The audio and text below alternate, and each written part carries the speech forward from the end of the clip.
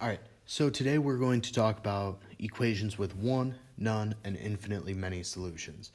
So typically your equations will fall into one of these three categories. As you get into higher level math, there are more categories, but for this year, generally, we're going to be talking about equations with one, none, and infinitely many solutions. So we're going to start off with equations with one solution.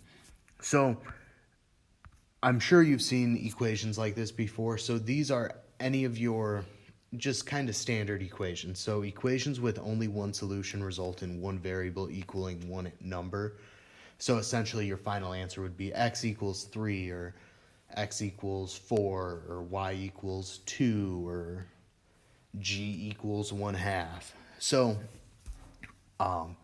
this first equation is one of the kind of harder ones in this section to solve, but I think this should be a little bit of a review from 7th grade.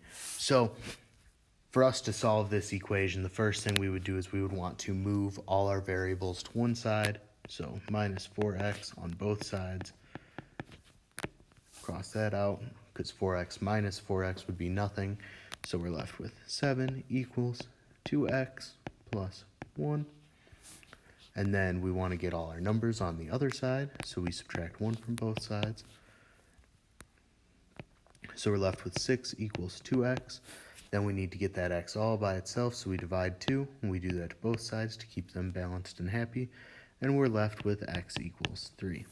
So anytime you are left with a variable, so a letter, x, y, z, any of those, and that equals one number, then you have an equation with one solution. So going on to equations with no solutions, we have equations with no solution will result in two numbers that are not equal to each other. So an example would be 4 does not equal 6.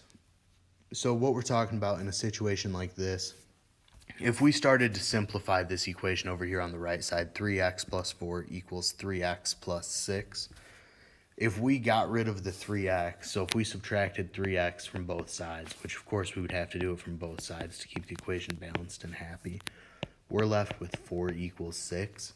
And now, if you're standing up, make sure you sit down because this is where it gets a little crazy. 4 does not equal 6. I know, mind-blowing stuff coming from the math world right now. 4, in fact, does not equal 6.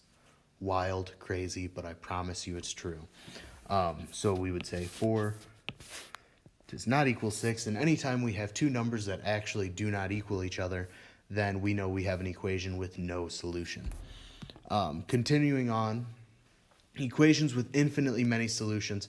So anytime we have an equation with infinitely many solutions, sometimes you'll see this noted as all real numbers are true. Denoting it either way is totally fine. They result when the two sides of the equation are equal to each other.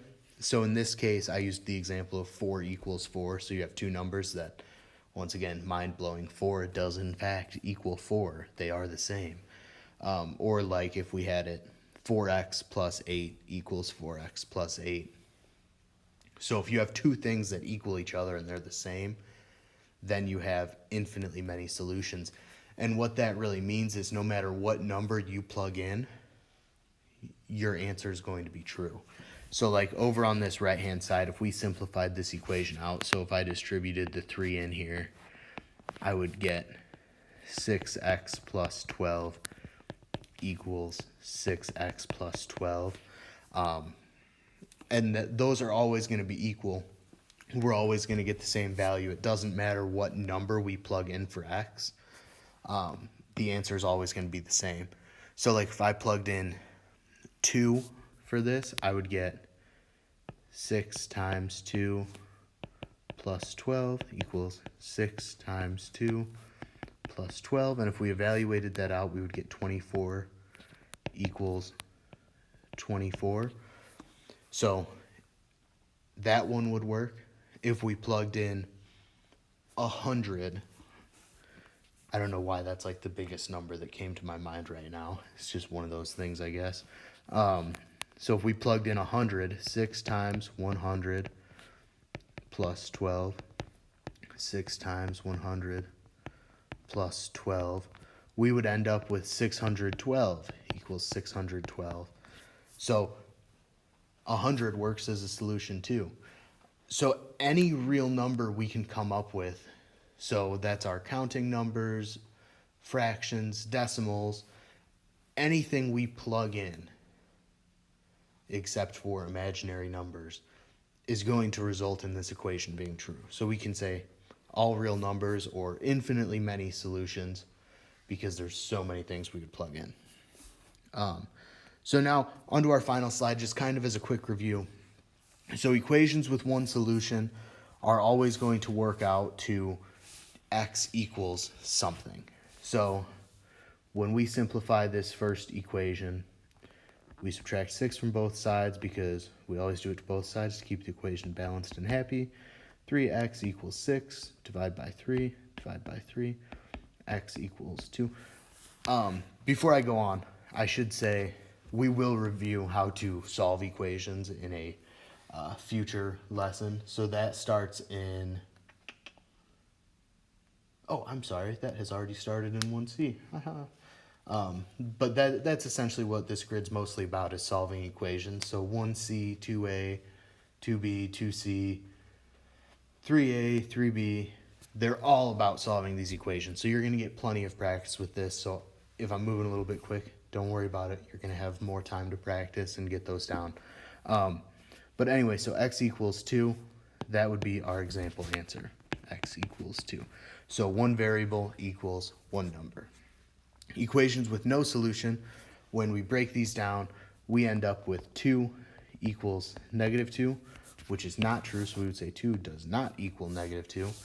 And so anytime we have an answer that's just not equal to each other, that is going to have no solution.